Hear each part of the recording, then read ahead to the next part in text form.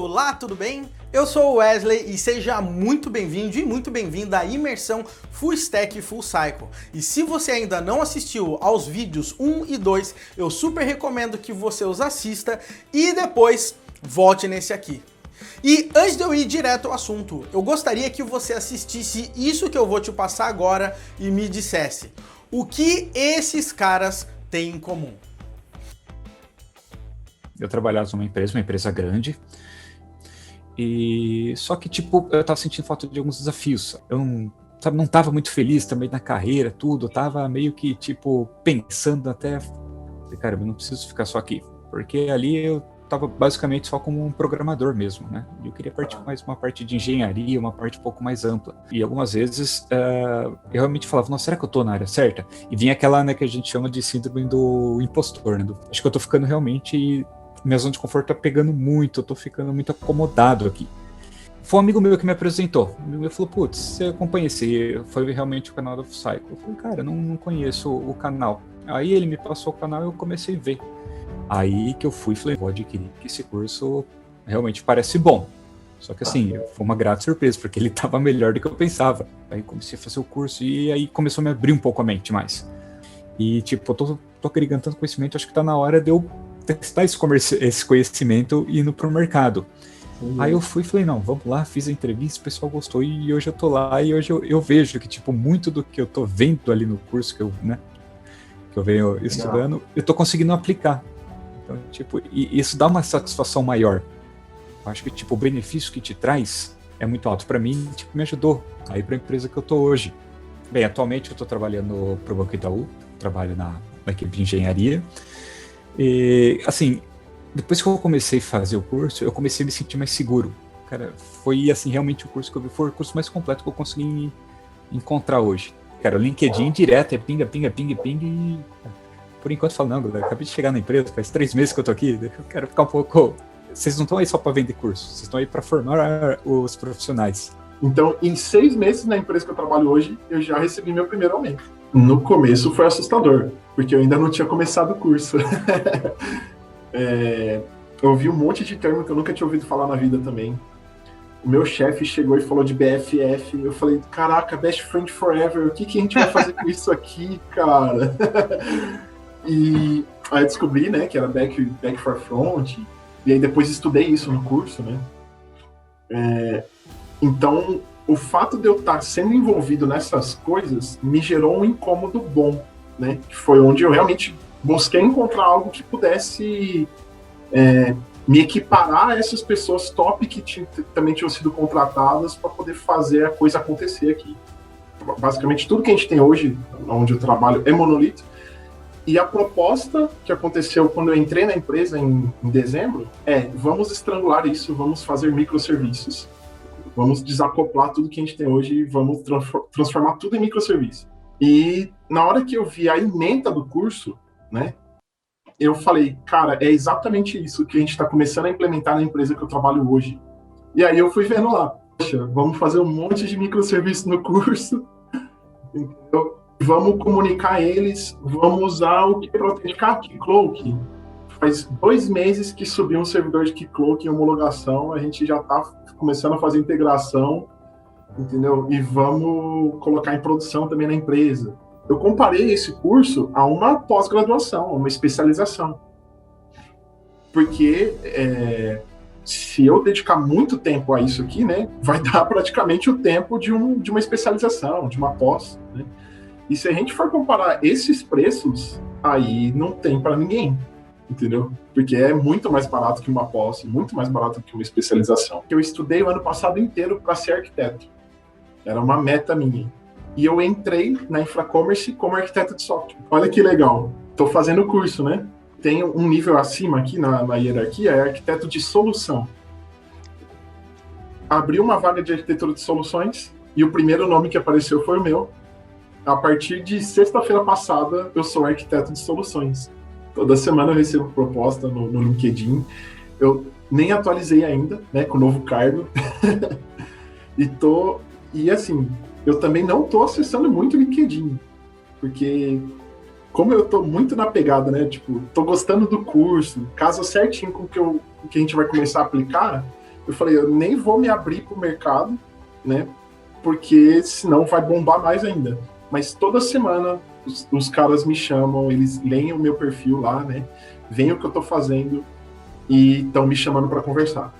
Toda semana, pelo menos um ou dois. O que esses caras têm em comum é que hoje em dia eles são capazes de pensar diferente e ir além do óbvio. E quando você tem clareza de como grandes sistemas funcionam e as suas reais necessidades para garantir performance e resiliência, você perceberá que ser apenas um bom programador não é mais o suficiente. E quem vai nos ajudar nessa aula realmente fantástica é o grande Luiz Carlos, um dos tutores do nosso curso Full Cycle e que já trabalha com a gente há um bom tempo. Então, bora aí assistir a aula do Luiz.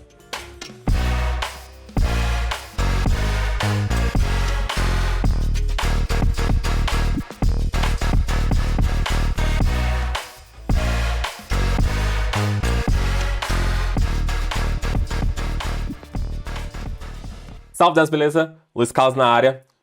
Eu já vou mostrar para vocês aqui o que vai ser construído nessa aula. Nós vamos criar o nosso primeiro microserviço com o Django.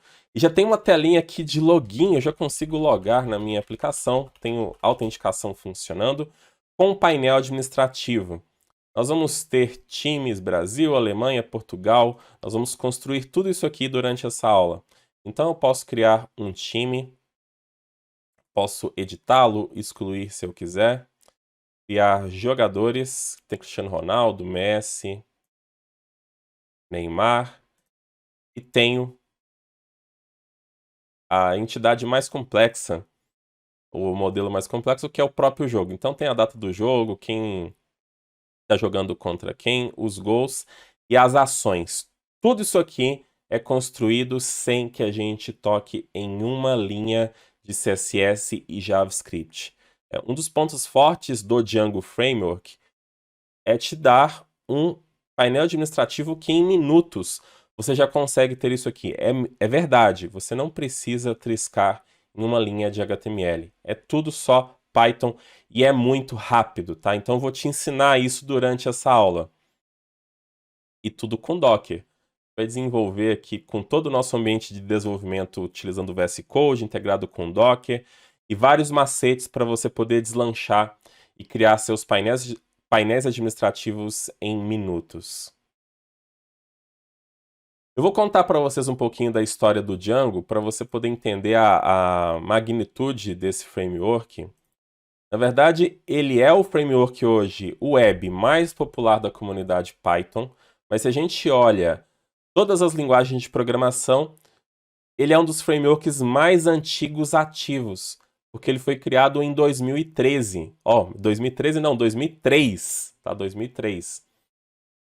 O propósito dele lá em 2003 foi servir um jornal chamado de Lawrence Journal, e a ideia era que eles tivessem um portal de notícias com essa área administrativa que fosse fácil de postar as notícias, trabalhar ali com as permissões dos jornalistas e tudo mais. Então disso acabou criando esse monstro, essa aplicação que ajuda muita gente, inclusive a própria Full Cycle, porque a gente tem muita coisa com o Django aqui dentro. Então, lá atrás, ele testou e validou várias ideias que foram inseridas no framework e que inspirou vários outros frameworks. Então, o Django é como se fosse o papai de vários frameworks. Essa ideia de template engine, de models, várias coisas que você encontra no framework, que tem em outros frameworks, hoje nasceu lá com o Django. Então o Django é um framework que a gente confia, porque ele está esse tempo todo no mercado. Hoje ele não é mais do jornal, tem uma comunidade em volta dele, tem uma fundação que mantém, mas também tem toda a comunidade Python que ajuda a continuar construindo esse framework, que hoje de fato é um monstro. É muita coisa que a gente tem para poder servir a criação de aplicações web, não somente o admin. O admin é um dos pontos fortes, mas a gente consegue desenvolver uma aplicação completa. Ele tem tudo que você precisa para poder desenvolver. Então, consegui te convencer para poder continuar aqui nessa aula comigo, você vai ver como que é fácil, tá? A gente vai editar muito pouco código, para poder fazer toda essa parte. Então, se segure na cadeira e venha comigo para a gente poder surfar aí nessa aula com o Django. Antes da gente começar, convém falar algumas dicas para você poder ter um bom ambiente de desenvolvimento. Nós temos essa live aqui no canal Full Cycle, que eu mostro dicas para você poder ter um ambiente produtivo para desenvolver aplicações em todos os sistemas operacionais. E aqui vai um ponto principalmente para o Windows, que eu espero que você use WSL. Na verdade, é necessário que você coloque essa ferramenta se você está com Windows aí na sua máquina, porque vai ser a melhor forma para você poder trabalhar com aplicações, a não ser que você esteja trabalhando com .NET ali da Microsoft, que você não precisaria do WSL, mas para o resto, não tem por que você não usar. Então nessa live aqui tem uma série de links, dicas e etc, inclusive algumas coisas com o VS Code. Então você pode ver aqui essa live e aproveitar melhor a sua prática na hora que você for reproduzir o que eu estou passando. Inclusive a gente tem também um tutorial de WSL2 com Docker. Esse aqui é o melhor tutorial que você vai encontrar em português. Nós damos todas as dicas aqui para você poder instalar esse WSL2 no Windows 10, no Windows 11, como que você vai configurar o Docker, a melhor forma, porque tem várias formas de trabalhar com Docker, com WSL, mas a questão é que a gente vai trabalhar no Linux. Então, vamos começar aqui com o Django. Estou no meu Ubuntu. A gente poderia utilizar um Python diretamente instalado na máquina, mas a gente vai desenvolver tudo com Docker para que a gente tenha uma exposição a essa ferramenta e ter um ambiente isolado. Vocês vão ver uma série de benefícios, inclusive até com o VS Code. O VS Code tem uma integração fantástica. Ele vai conseguir ser instalado, inclusive, dentro de um container Docker. Ele vai conseguir enxergar o container totalmente. E a Microsoft tem investido muito no VS Code com Python. Tem várias extensões, inclusive, ali para poder trabalhar com ciência de dados e etc. Mas, de uma forma geral, Python no VS Code tem sido bem bacana. Então, vou criar uma pastinha aqui. Eu vou chamar de Cartola.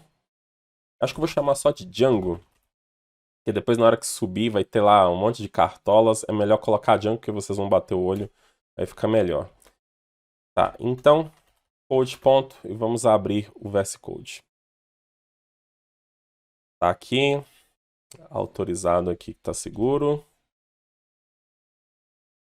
E 2 zooms. Então, para a gente poder começar a montar aqui o Django, imagina que eu não tenho o Python instalado na minha máquina, a gente vai usar apenas o Docker como esse ambiente isolado. A gente vai começar pelo nosso Dockerfile. Um detalhe importante aqui para que esse Dockerfile seja reconhecido, inclusive a sintaxe e tudo mais, instale a extensão Docker. Depois vai ter outra extensão que eu vou apontar para vocês, que vai ser essa que vai fazer uma integração melhor com os containers, mas essa aqui é a mais básica, inclusive mantida pela própria Microsoft, para fazer integração aí com Docker. Então, nós vamos utilizar uma imagem Python. Vou pegar aqui uma versão bem mais nova, um 3.2-slim, essa imagem que é derivada de um Debian, então vai ter o Python 3.10.2, imagenzinha bem pequena, esse slim mesmo, bem bacana tanto para você poder desenvolver quanto para a produção de aplicações. Essa aplicação aqui, ou melhor, essa imagem, ela já vai vir com alguns usuários quando a gente montar o container, mas por padrão vai ser o root, não é muito seguro a gente continuar utilizando o root. Então, eu vou executar um comando docker para criar um usuário novo, que vai ser um não root. Vai ter permissões limitadas. Então a gente tem mais segurança para poder trabalhar, isso é muito importante. Então esse user add aqui, ele vai criar esse usuário Python. Então a gente vai ter lá a pastinha home/Python, que é o nosso usuário. Ele vai estar ativo. Vai ter a pasta home e também a gente vai poder trabalhar com ele com bash. Então esse comando aqui serve para isso. Eu quero instalar com o pip, aquele gerenciador de dependências do Python, o pipenv. Eu não vou usar o pip diretamente, porque o pipenv, que faz parte ali do contexto do pip, é um gerenciador de dependências que a gente vai ter um arquivo, consegue separar dependências de desenvolvimento, dependências habituais ali da nossa aplicação. Nós conseguimos fazer um cache dessas instalações, gerar ali um arquivo de lock, etc. A gente tem muito mais benefícios. Então, se você puder trabalhar com o pipenv, com o Poetry, com o PDM, é bem melhor. Essa aqui é a ferramenta mais básica para a gente poder trabalhar com um gerenciador de pacotes muito bom. Então, já que eu vou ter esse usuário Python aqui, eu tenho que delimitar ele no Docker, senão vai ser o root. E o nosso diretório de trabalho, lá dentro do container, vai ser o /home /python, que é a pasta do nosso usuário. Então, vou colocar todo o meu projeto na pasta app. Beleza. Então, a princípio, na hora que rodar essa imagem, eu tenho que tomar o devido cuidado, porque se eu executar isso aqui antes dessa linha, se eu não colocar essa linha, ele vai executar o container e vai morrer. Tem alguma coisa que tem que segurar o container para a gente poder continuar operando com ele ali. Então, esse comando tail-f é um comando para ler alguma coisa. A gente está lendo o dispositivo nulo do Linux. Então, o processo fica eternamente ali até que a gente decida desfazer. Então, isso aqui é uma forma bem usual para a gente poder manter um container. Beleza. A última configuração que eu vou colocar aqui vai ser o pipenv, vai ser uma variável de ambiente, eu vou explicar o que isso vai significar. Env in project igual a, pode ser igual a 1, acho que ele vai aceitar dessa forma. Pode ser igual a true também, aquele true no estilo do Python. Quando a gente fizer o primeiro comando ali com pipenv para poder instalar alguma dependência, então ele instalaria essas dependências de forma global. Mas eu quero que ele instale dentro do meu projeto, até mesmo para ficar mais fácil, que a gente tenha acesso ao VS Code também. Então ele acaba trabalhando ali com um conceito muito comum na comunidade Python, que é o virtual env, que é o ambiente meio isoladinho ali do Python, para a gente poder ter as nossas dependências separadas das dependências de outra aplicação. Esse é o padrão dele. Se eu não colocar isso aqui, ele vai criar esse virtual env aí lá de forma global. E eu quero que ele fique dentro do meu projeto, que é mais conveniente. Beleza. Então, com isso aqui, eu já tenho a minha imagem. Agora, para ficar fácil de rodar essa aplicação, eu vou criar o meu Docker Compose, porque fica mais fácil para a gente poder executar aqui todo o nosso projeto. Tá. Então, esse aqui é um arquivo YAML. A gente vai especificar a versão do Docker Compose que eu vou usar, que é a 3. E o serviço que vai ser o nosso container. Então, vou ter um app.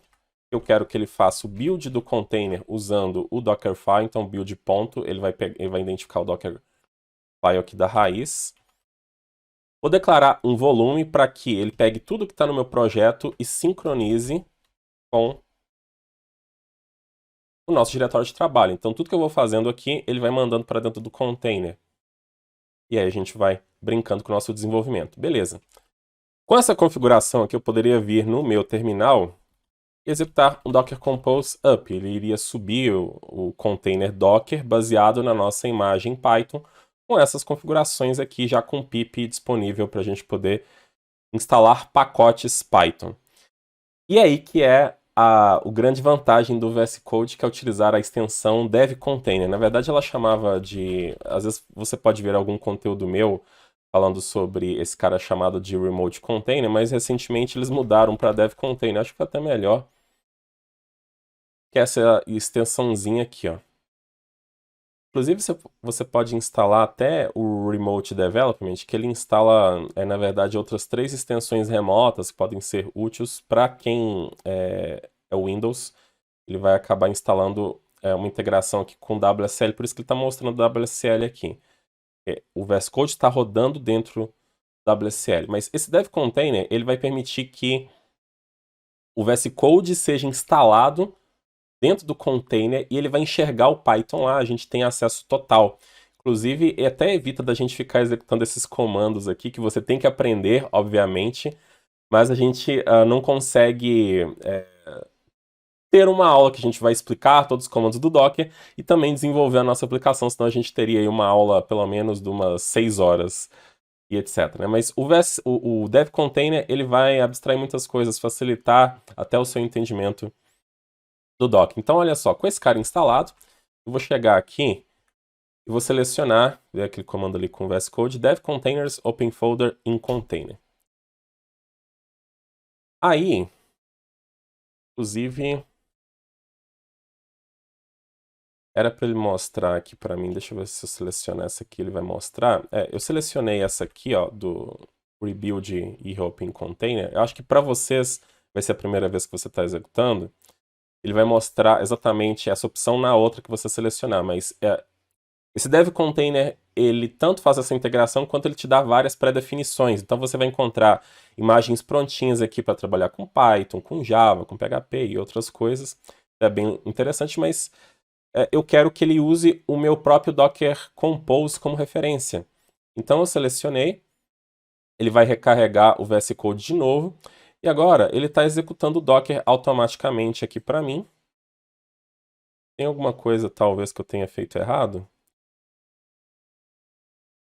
Ele deu um erro aqui na minha rede, então vamos voltar lá para o WSL.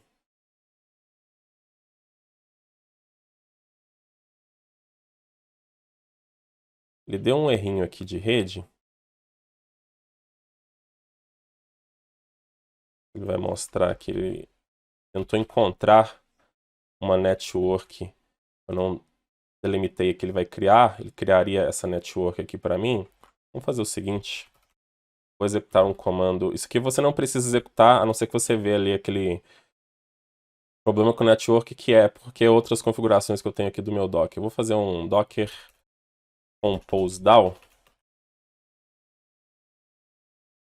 A gente vai tentar aqui mais uma vez. Vou fazer o rebuild novamente.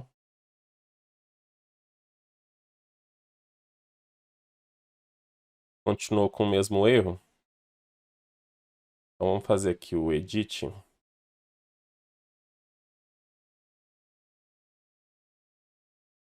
Vou executar o comando docker.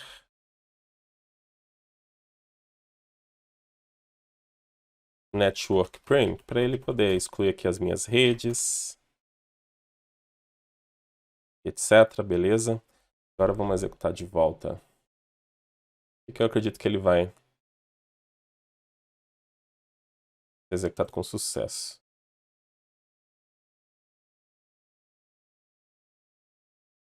Ó, prontinho. Essas coisas são macetes do Docker.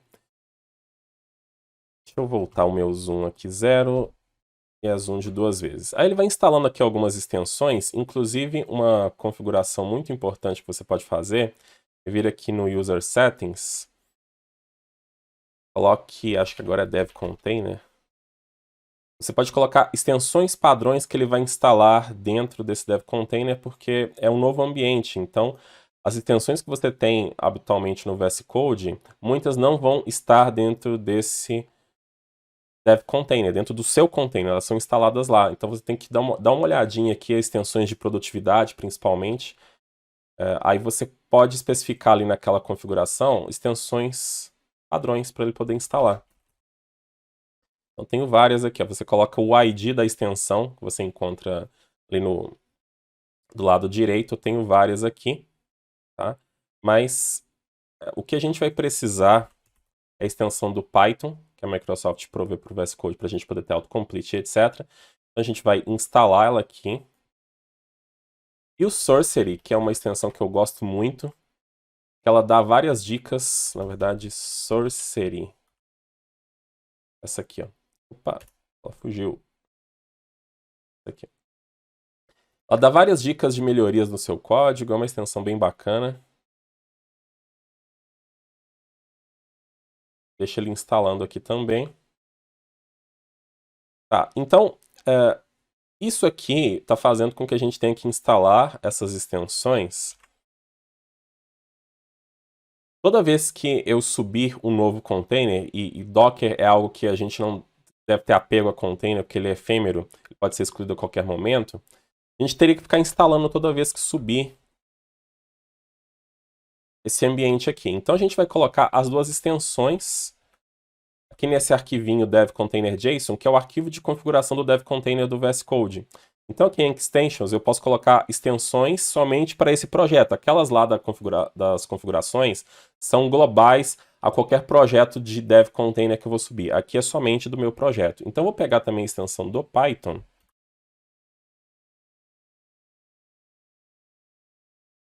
Ele até já instalou aqui, faz um welcome, olha que legal. Então, esse aqui é o ID que eu estou pegando. Então, tem o MS.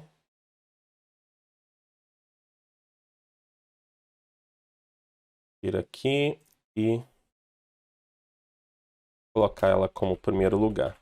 Que aí toda vez que tiver um container novo, se for o mesmo container, as extensões já vão estar lá dentro. Tem uma pastinha que o VS Code cria dentro do seu container.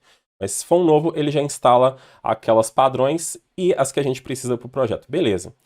Agora eu quero fazer uma outra modificação aqui. Eu vou chamar esse cara de Cartola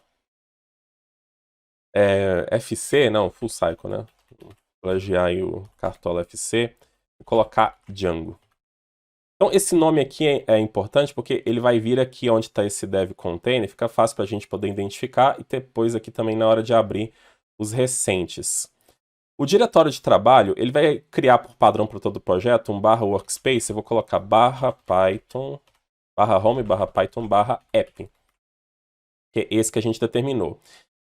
Ele cria também um outro Docker Compose que é rodado junto com o nosso, que eu posso mergear, posso ter múltiplos Docker Composes e o Docker faz uma mescla de todas as configurações, ele acaba criando aqui esse workspace. Ó. Então a gente coloca aqui o /python, /app e tem um comando para poder parar o container, a gente já tem isso no nosso Dockerfile, então desativa aqui também, beleza. Então vai ser esse o nosso comando aqui. O diretório de trabalho está ok. Agora, o que eu preciso fazer? Fazer um rebuild. Rebuild é toda vez que você muda configurações ali no dev container, você deve fazer o rebuild para poder testar e subir com a nova configuração que você fez. Então ele vai compilar aqui de novo. Ó, ele deu um errinho aqui, isso aqui é absolutamente normal. Nesse caso, a gente vai voltar aqui para o nosso projeto, no modo normal. Voltei aqui para o meu WSL, você volta aí no seu sistema operacional e faz o rebuild novamente. São macetes. Provavelmente a Microsoft corrige essas questões depois. Então, até ele demorou para abrir novamente. Aí ele tá. Sempre veja aqui os logs para ver o que ele está executando. É importante para ver os erros. Beleza. Então, eu já tenho aqui agora o meu ambiente. Ele mudou o nomezinho agora aqui para app. Também depois vai aparecer aí o Cartola. E eu tenho já um terminal. Eu já estou dentro do container. Não preciso me preocupar mais com ficar dando comando docker, fazer docker compose up. Eu posso abrir vários. Então a gente vai ter muita produtividade. Eu já estou com todo o meu ambiente Python, uma vez que eu estou com a extensão Python. A gente tem tudo aqui que precisa. Beleza. Então vamos fazer aqui um comando que vai ser o pipenv, que eu já tenho ele disponível aqui, porque ele foi instalado ali no momento da concepção da imagem. Eu vou fazer um pipenv install Django.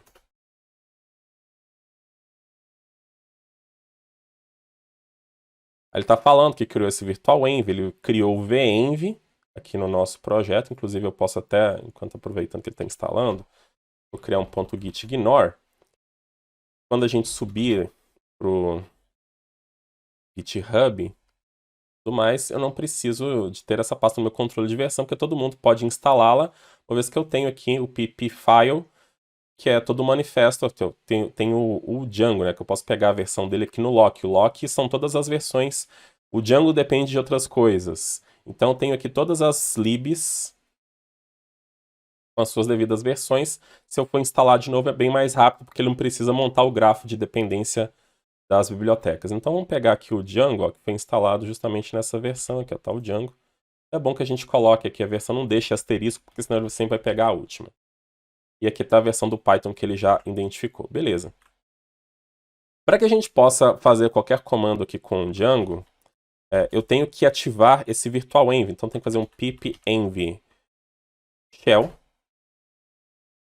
Aí ele faz um comando source no bin activation. Aparece até esse app, significa que o virtualenv está ativo. Então eu posso fazer um Django admin, porque ele já está ali no path do meu terminal. Ó.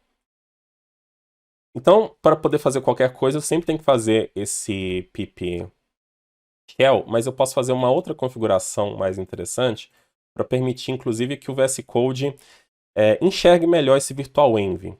Ele já enxerga por padrão, mas é bom que a gente faça. Primeira coisa, ó, eu tenho que falar para ele qual é o interpretador.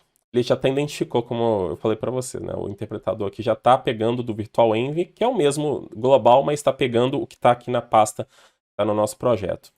Mas é bom que a gente crie aqui a pastinha .vs Code das nossas configurações. Vamos criar aqui o settings.json. E aí eu vou criar aqui um python.defaultInterpreterPath. Então aqui vai ser um /home/python/app, que é o caminho do nosso projeto, .venv.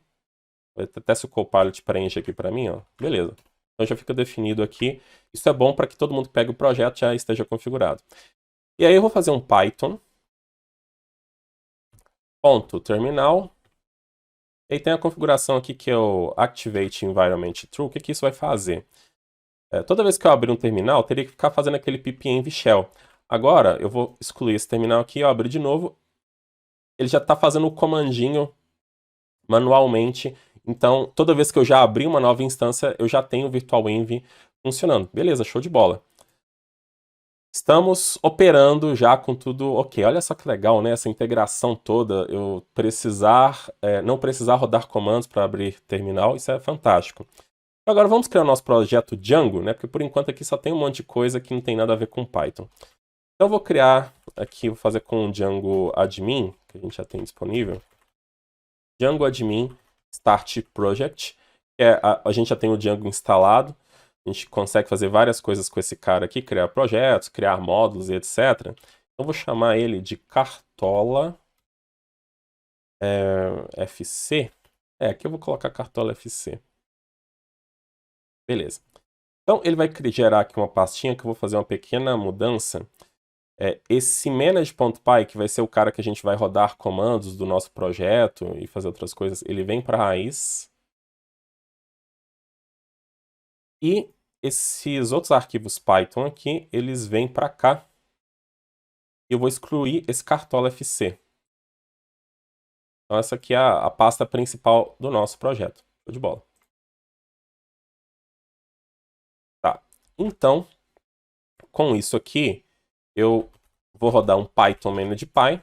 Olha só, eu tenho aqui os comandos do Django já operando. A primeira coisa que eu vou fazer é rodar o comando migrate, que é o comando que vai rodar as migrações do Django. Migrações são classes que vão versionar o banco de dados. Isso aqui já vai criar um banco de dados SQLite aqui na raiz, já com tudo que o Django tem, porque o Django é aquela coisa de ter o administrativo com várias coisas. Então ele já embute várias coisas dentro do próprio framework. Então, ele vai rodar aqui um monte de coisa. Tem tabela de usuário, coisas de autenticação, autorização, logs e tudo mais. Então, temos aqui o SQLite 3. Então, o banco de dados já está aqui. Aí eu vou rodar o comando manage.py run server, para ele rodar o servidor, a gente fazer um teste na porta 8000, e o endereço tem que estar dessa forma aqui para que a gente acesse na nossa máquina, ele fique aberto a qualquer interface de rede. E aqui vem uma outra vantagem do Remote Container, porque na nossa configuração do Docker, a gente não está com a porta 8000 exposta. A gente teria que chegar aqui e fazer um 8000 da nossa máquina, vai bater na 8000 do container. Teria que fazer o rebuild de novo para isso funcionar. Mas o Remote Container é inteligente, ele já entra ali na configuração do Docker e já expõe. Como ele vê que eu estou rodando aqui na porta 8000, agora vamos ali no browser, olha só. Tá aqui o Django funcionando. Então, configuração bem fácil, a gente já conseguiu colocar tudo no ar de forma totalmente isolada. Aí eu vou recomendar para vocês também o canal FullCycle. A gente tem alguns vídeos sobre VS Code, esse Remote Container. Dê uma olhada, eu aprofundo mais, né, que a gente está focado em desenvolver a nossa aplicação, principalmente esse vídeo aqui, ó, que está com essa bandeirinha. Então coloque o Remote Container. Você vai ver outros conteúdos também que são meus aqui no canal, tá? Então deixa eu até matar todas essas outras coisas. Beleza, então já estou com o Django operando, a gente já fez aqui a mudança da exposição, porque uma vez que o Dev Container já expõe para a gente automaticamente uma porta quando a gente roda, mas tem que ser uma configuração oficial do Docker para que alguém rode, se não quiser rodar com VS Code, já tem que deixar ali qual é a porta que vai ser utilizada. Beleza. Então nós já temos o nosso banco de dados ali. Eu vou criar já um usuário para a gente poder acessar a área administrativa. Vou fazer um create super user. Vou criar aqui da forma que eu sempre faço. Um admin user.com. E a senha secret, tá? Isso vai no projeto para vocês poderem lembrar. Ele está falando aqui que a senha é pequena, se eu quero continuar, beleza. Agora eu posso rodar aqui novamente.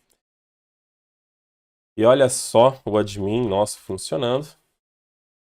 Django é muito legal, né? Porque você já vê o resultado logo de cara. Tá aí, ó. Já tem aqui a parte de usuário, com o nosso usuário em si. É mais complexo do que parece, né? Não é tão simples assim. O usuário tem permissões, etc. Você pode fazer várias coisas aí. E pronto. Então,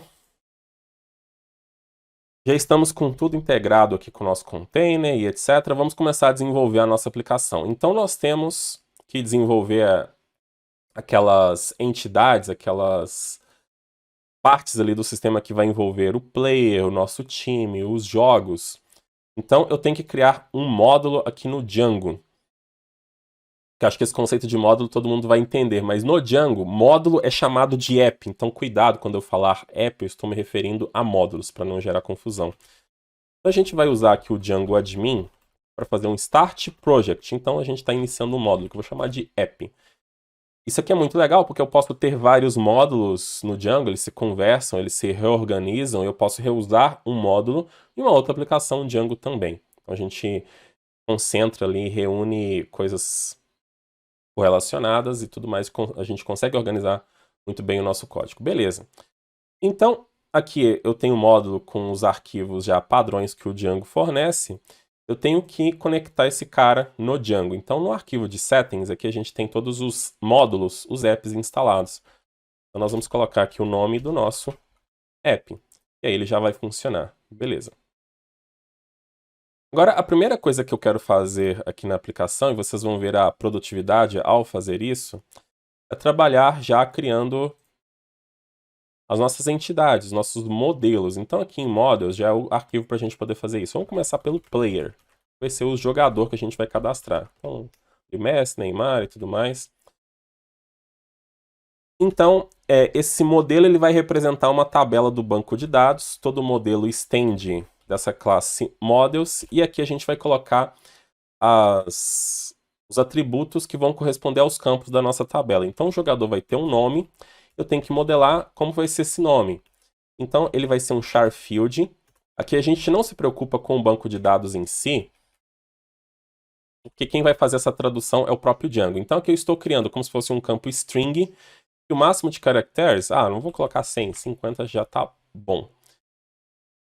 E o preço inicial, que depois ali vai ser o microserviço de consolidação que vai atualizando o preço do player, vai ser um campo float. Tem que ser pode atualizar de forma quebrada. Tá. Então tem a modelagem, o Django tem o ORM dele, que é o Django ORM, que é muito poderoso. Agora, para a gente poder transcrever isso aqui para banco de dados, eu não tenho a tabela aqui no meu SQLite, a gente vai rodar o comando Python manage_py make migrations. Vai criar uma nova migração que vai estabelecer ali o SQL para poder gerar a tabela. Então, ele gerou aqui dentro da pasta migrations esse initial.py. Então, a migração é isso aqui. Também a gente não vê SQL aqui. A partir da conexão, na hora que você for executar essa migração, o Django vai transformar isso aqui no SQL, no dialeto do banco de dados, vai criar ali o ID que a gente não teve que especificar, que vai ser um campo auto-incrementado por padrão, um name e o initial price. Então, olha só que legal. Vou fazer aqui um migrate, e ele migrou. Então, ele só viu que tinha que migrar essa migração que a gente criou aqui. Então, ele vai controlando, tem uma tabela lá de migrações que ele sabe qual executou ou não, e eu posso desfazer, porque essa migração ela versiona. Tá? Então a gente já tem a tabela lá. Agora, como que a gente pluga isso no nosso admin? Tem um arquivo aqui, admin.py, que é onde a gente configura o admin que vai estar ali no que a gente viu. Tá. Eu vou importar aqui de ponto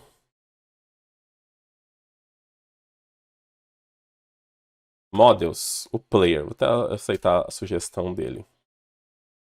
Aí tá vendo aquele admin que eu tenho ali em cima? Eu vou pegar o site e vou registrar esse player. Então, essa linha aqui, ela está plugando o nosso model dentro do admin. Eu teria que... Cuidado, né? Porque a gente tem que fazer a migração antes, tudo bonitinho, para poder rodar ali. Ah, e um outro detalhe desse Make Migrations é se eu chegar aqui e adicionar um outro campo qualquer, models, qualquer coisa, eu tenho que executar um Make Migrations para gerar uma nova migração correspondendo a essa alteração que eu fiz. Então ele vai ver que é uma alteração, que é um alter table, não é mais um create table. Aqui ele vai gerar um create table. Essa próxima geraria um alter table para poder adicionar ali o campo. Então ele é inteligente. Ele vai olhando o banco de dados, vendo qual é a alteração, como que ela tem que ser feita. Tá? Beleza, então isso aqui já está feito. Para quem nunca viu o Django, eu imagino que deva ser um baque. Agora o que a gente vai fazer. Então já estamos rodando aqui, agora vamos voltar lá para o admin. E voilá. Já estamos aqui com o nosso módulo app, que nomeou com o mesmo nome do próprio módulo. Tudo isso aqui é reconfigurável, eu posso colocar o nome que eu quiser. E ele já identificou o player para mim, então ele organiza por módulo. Então esse outro carinha que está aqui, que é o Alf, é um módulo que já vem ali por padrão, o módulo Django, que já vem no próprio Django. Eu já tenho todo o CRUD funcionando. Posso chegar aqui e colocar um Neymar. Preço 10. Aí eu tenho opções de salvar, ele vai voltar para a listagem. Ó. Vou adicionar o Messi aqui também. Aí posso salvar, adicionar outro, salvar e continuar editando. E aqui eu já tenho todos os links. Já está pronto esse admin, mas ele fica mostrando esse player object, que é a conversão que ele está fazendo do objeto Python. Aqui que a gente pode fazer para melhorar isso é criando... Até o Copilot já adivinhou o que eu vou fazer. Eu quero pegar esse objeto e converter ele para string. Então, esse método aqui ele é chamado quando eu faço esse tipo de situação. Então, vou mostrar o nome do próprio player. Então, isso aqui é legal, porque agora ele vai mostrar o nome, que fica muito mais fácil da gente identificar. Uma vez também, quando você edita, né, ele mostra ali o próprio convertido para string. Então, sempre faça isso para os seus projetos. Então, player já está pronto. Eu tenho exclusão, eu tenho edição, eu tenho consultas. É possível que a gente delimite consultas mais personalizadas aqui também. Show de bola. Então, vamos para o próximo model. É bem produtivo. A gente vai ter aqui os times, né, que vão ser as seleções. Eu vou chamar ele de team. Então, ele vai ser também um model. Aí a nossa seleção vai ter apenas o nome. Então, vou colocar também 50 caracteres aqui. Beleza, então o mesmo processo. Eu preciso fazer um Make Migrations para transcrever essa mudança lá no meu banco de dados. Ele vai gerar uma migração de criação da tabela de time. Ele colocou aqui Create Model Team. Faço o Migrate para ele poder rodar a migração no banco de dados. Beleza. Agora eu chego aqui no meu admin, coloco vírgula. Team. E a gente vai registrar esse cara lá também. Beleza. Seria bom que eu tivesse rodado... um outro detalhe que eu não falei é, uma vez que você roda aqui o Run Server, para poder rodar o servidor, toda vez que eu salvo alguma coisa, tem o watch dos arquivos que ele recompila. Ele tem que iniciar o servidor novamente para poder mostrar a aplicação da última edição que você fez. Então, se você está fazendo alguma coisa com Python, e Python tem muitas restrições, inclusive com alinhamento, ele vai mostrar um erro aqui. Ó. Inclusive, se eu esquecer de fechar esse cara, ele vai mostrar ali que, opa, peraí, né? Você não fechou aqui a chave, então isso aqui é importante de vocês saberem. Agora vamos vir para cá, eu vou ter aqui o time também. Olha só, né? Como eu falei, tudo isso aqui eu posso traduzir, etc. A gente não está muito preocupado com isso aqui na aula. Mas ó, vamos colocar, inclusive antes disso, Vamos fazer aqui também o dfstr, colocando o name do próprio time, porque aí eu vou salvar Brasil, vou colocar Argentina. Ó, mostrou Brasil ali. Beleza. Eu tenho aqui os dois carinhas e agora Teams e Player. Beleza. Vamos para o próximo, que vai ser o meu time. A gente poderia cadastrar aqui vários times para poder fazer ali aquela competição, mas a gente está minimizando o escopo para poder trabalhar com o front-end, com o Django, com a consolidação, com o Docker e com outras coisas também. Então a gente vai ter um time só.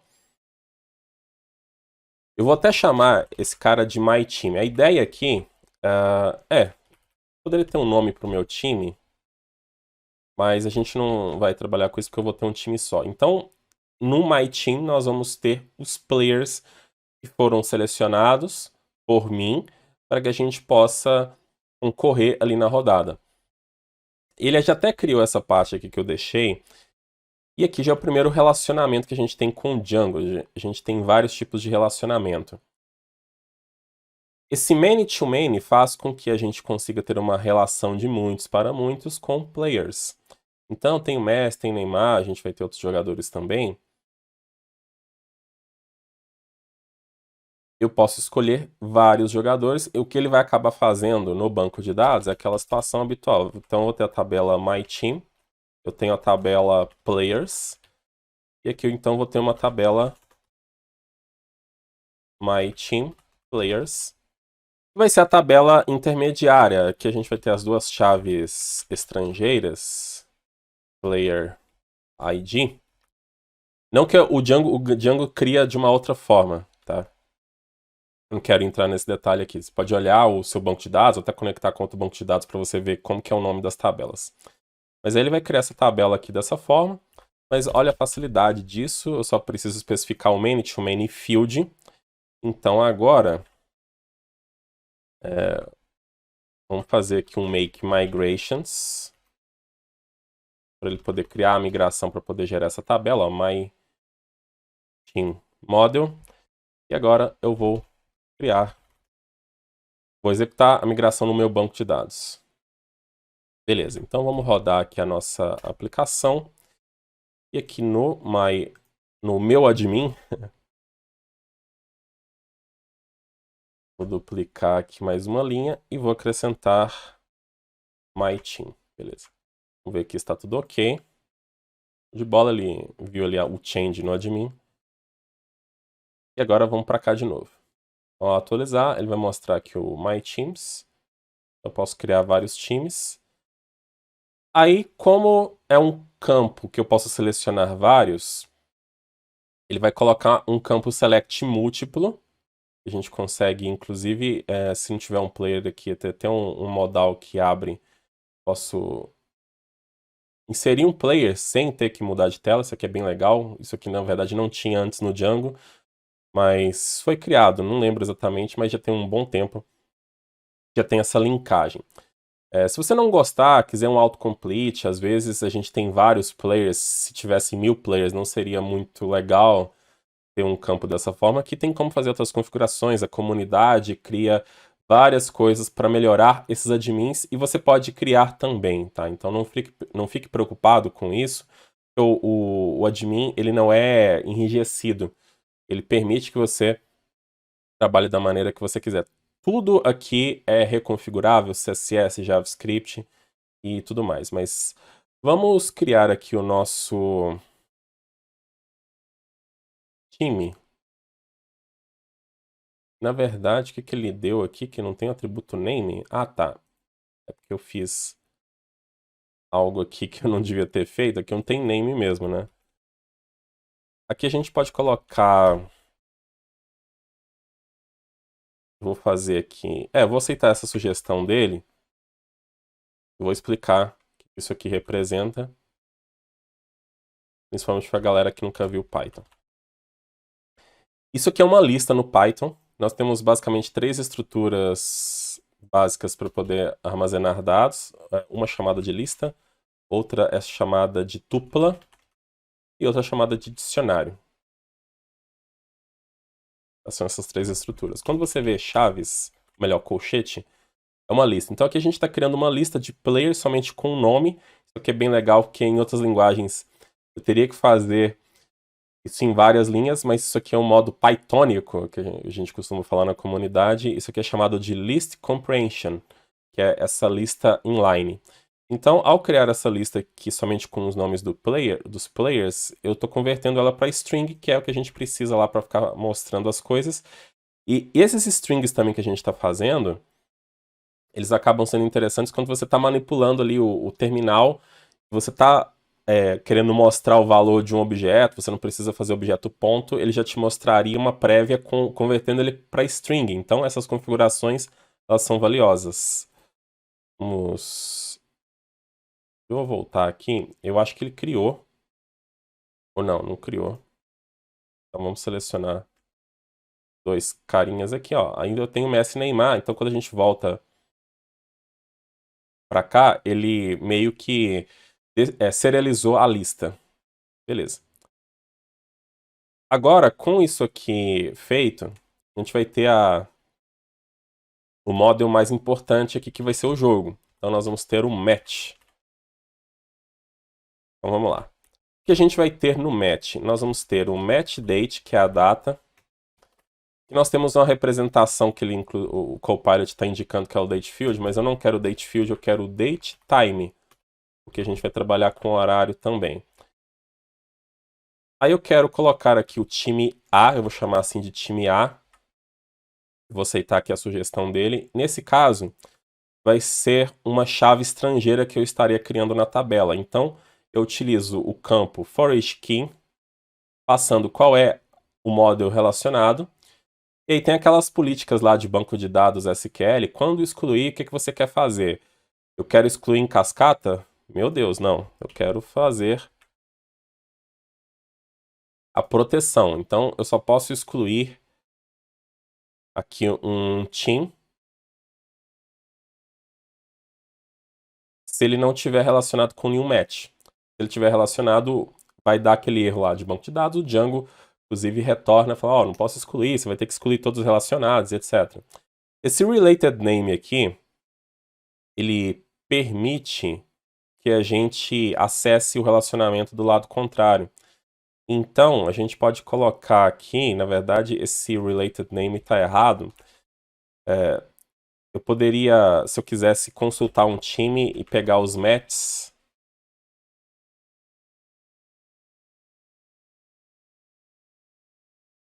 Então, o related name faz com que, como que eu vou acessar o relacionamento do lado contrário? Nesse caso, a gente não vai trabalhar com isso.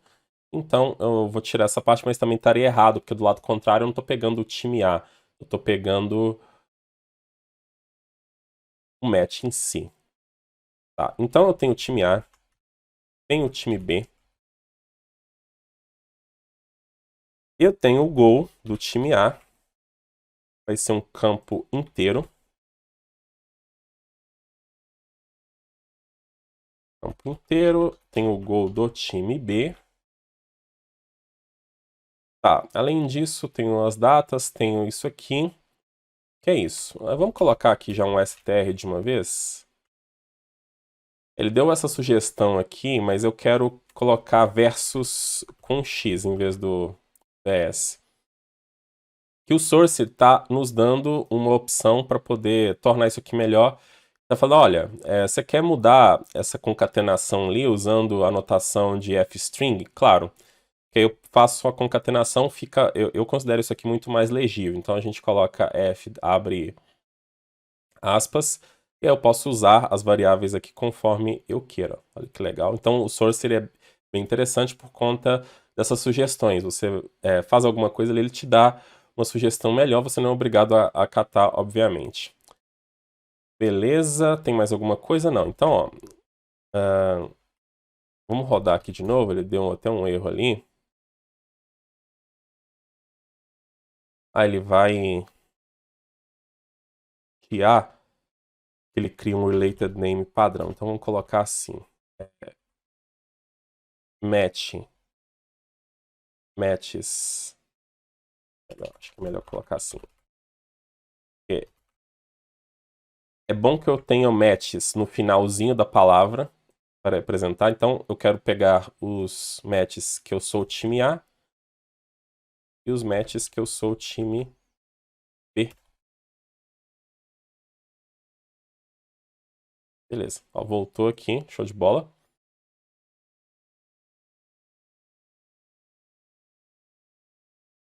Então, eu faço Make Migrations. Então, agora com essa configuração aqui, se eu consultasse um time, eu poderia fazer um time.time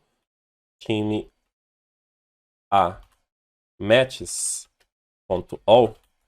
Eu consigo pegar todos que eu estou relacionados como time A ou com o B. Colocando o match no final fica mais legível, que a gente entende que eu estou pegando exatamente os matches. As partidas que eu estou relacionado. Beleza, então a gente vai executar aqui a nossa migração. Show de bola. Agora vamos colocar aqui no admin o match também. Então, match. E aqui, match. Beleza, então o mesmo sistema, a gente vai ver isso também já pronto. Então, ó, vamos colocar aqui um match. Tem um calendário já prontinho, se eu não me engano, isso aqui é feito com jQuery, pelo que eu me recordo, sim. Então, eu posso selecionar aqui também a hora e etc. Mas vamos colocar Today e Now aqui. Vamos colocar um Brasil e Argentina. Mas olha só, né? A gente está criando um match, não tem o placar, a não ser que a gente está fazendo retroativo. É interessante já zerar, deixar esses campos zerados. Eu consigo fazer essa configuração com o Django, colocando um default para o campo. Então, ao fazer essa modificação aqui também, ó, isso aqui já seria uma migração de alteração. Eu tenho que fazer. Aqui está. Então, olha só que ele está fazendo aqui um alter field, vai acabar fazendo um alter table lá. Então, ele faz esse default em nível de SQL. Vamos executar a migração e rodar a aplicação novamente. Vai ter o efeito, a migração teve o efeito de colocar o default lá, mas aquele default também vai ter o efeito no formulário. É muito prático, porque agora ele vai preencher aqui com 0. Então vamos colocar aqui a data hora. Poderia ter uma regra, se eu estou criando, tem que colocar tudo 0, enfim, mas a gente não vai fazer esse tipo de situação, mas muitas coisas que você já define ali já mudam completamente como os formulários vão se comportar. Então, olha só, Brasil e Argentina. Quem sabe o final da Copa? Sei, difícil, hein? Tá, então temos aqui agora o match. Voltando para cá, a última entidade que nós vamos criar vai ser as ações do jogador, né? Como o Cartola tem ali, o jogador tal cometeu uma falta aos 10 minutos e tem o tanto de pontos que ele vai perder. O não jogador tal marcou um gol aos determinados minutos e vai ganhar tantos pontos, enfim. Então, a gente vai classificar isso como action. Esse é o nosso model de action. Então também vai ser um model, a gente vai ter o player, que vai ser o mesmo tipo de relacionamento aqui, é uma for each key, então coloco o player, bom que ele entendeu o que é um protected. Nós vamos também ter o time, que é o mesmo tipo de relacionamento, porém mudando aqui para time. Os minutos que ocorreu, aqui eu quero algo mais simples, então já entendeu que é inteiro. Quero fracionado isso aqui. E eu tenho que relacionar com o match, porque toda ação do jogador, ela está relacionada com o match. Então, for each key também, beleza.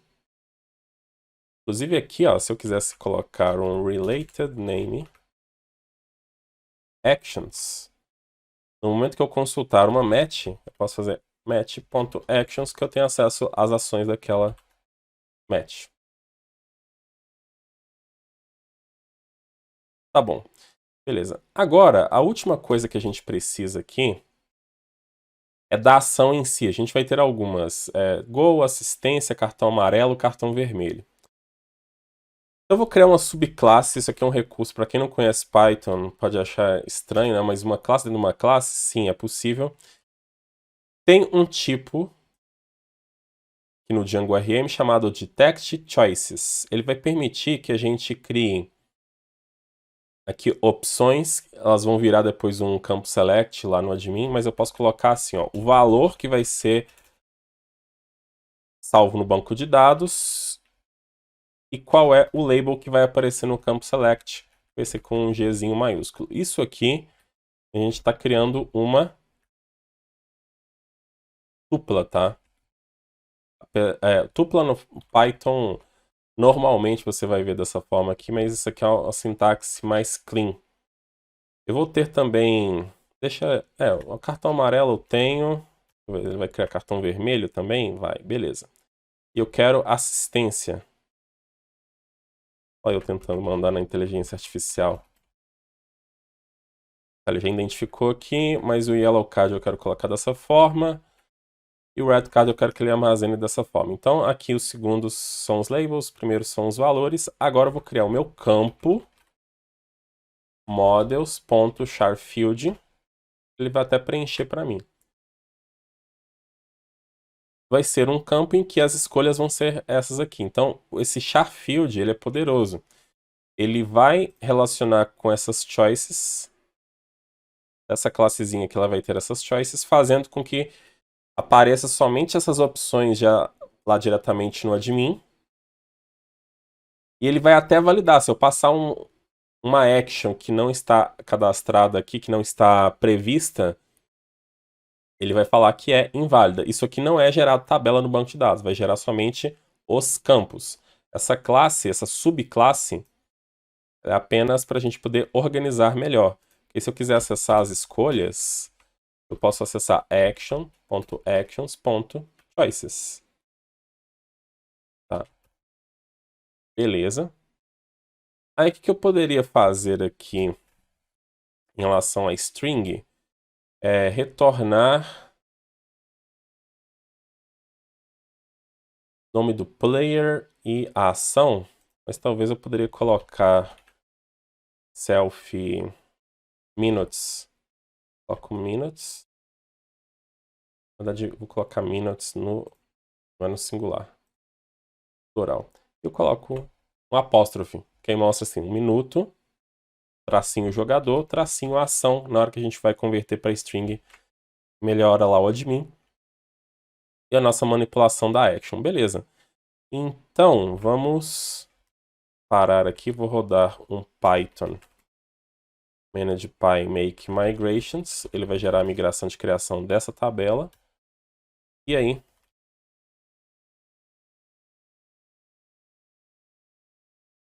migrei já.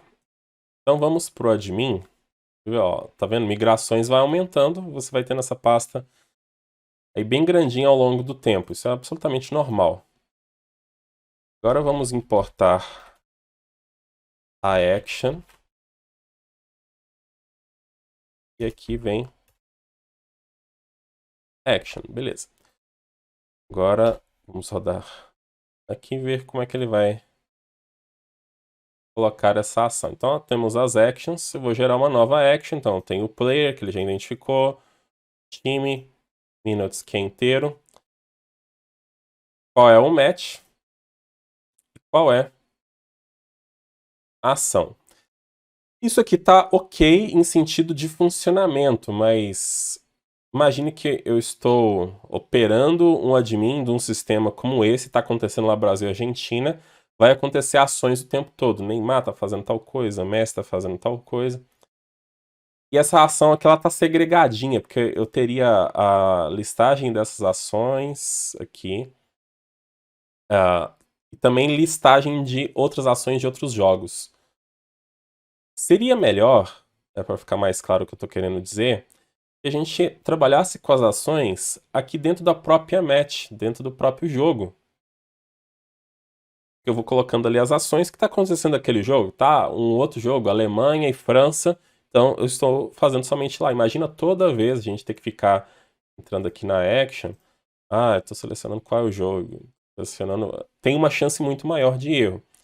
Então, o admin do Django permite que a gente faça aqui uma configuração muito poderosa. A gente tem várias possibilidades. Como eu quero adicionar as ações dentro de match e elas estão relacionadas, por isso que a gente vai conseguir, eu vou criar um match admin, que vai ser um admin personalizado. Então, ele vai estender de um model admin. Eu vou passar uma configuração que vai ser uma lista do Python.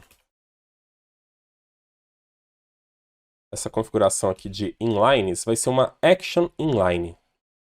Vão ser várias linhas das ações. Vai acabar criando ali uma tabela. Então, essa action inline vai ser uma classe do tipo tabular inline, para ser exatamente essa tabela. Eu tenho um outro tipo também, que é o... A gente pode até depois ver o stacked inline, mas vamos colocar aqui o tabular. Eu só tenho que informar para ele aqui uma coisa. Qual é o model, que é action. E acabou. Aí agora, registrado aqui o inline no meu match admin, eu tenho que falar aqui para o Django que não é mais a configuração padrão do match, é para ele usar o match admin. Então, esse admin que eu criei aqui é uma configuração personalizada para o CRUD de match. Agora vocês vão cair o queixo. Olha só. Eu vou abrir um match e vou lá. Todas as matches já estão aqui, bonitinhas. Eu posso adicionar várias. Aí eu seleciono player, seleciono o time, minutos. Vamos supor que o Neymar fez um gol. E eu posso depois excluir somente essa match. Inclusive, ele tem ali aquelas atalhos, né? Se eu quiser editar esse jogador, se eu quiser adicionar, se eu quiser excluir e tudo mais. Tem uns atalhozinhos aqui. Tudo isso é reconfigurável. Eu quero tirar, porque eu não quero... Tem muita coisa na tela. Beleza, você pode retirar isso aqui. Tá? Mas é padrão do próprio Django. Então vamos colocar aqui ó, que o Neymar fez um gol aos 10 minutos. Aí eu vou salvar. Beleza. Se eu quiser fazer aqui a exclusão, eu salvo de volta. E ele vai excluir. Tá? Então, já está pronto sem dificuldade nenhuma. Entende por que a gente escolheu o Django para ser o admin? Porque esse lado do nosso microserviço aqui é basicamente CRUDs. Tem sentido a gente ficar ali se debatendo com isso? Não, pega alguma coisa que já está pronta e já coloque ali. Né? Então, apesar que a gente tem também a outra possibilidade de trabalhar com as actions. Eu tenho a action do Neymar, mas aqui eu até poderia colocar o jogo, né? Mas elas vão ficar misturadas. Outra coisa também que eu quero falar para vocês é sobre a questão das listagens. A gente não vai fazer aqui, mas é possível adicionar a busca personalizada, uma busca aqui do lado também, um filtro, enfim, ordenação, paginação. Na verdade, paginação já é adicionado por padrão. Mas eu posso colocar um filtro aqui em cima, um filtro aqui do lado. Dá uma olhadinha na documentação do Django que tem todos esses exemplos lá.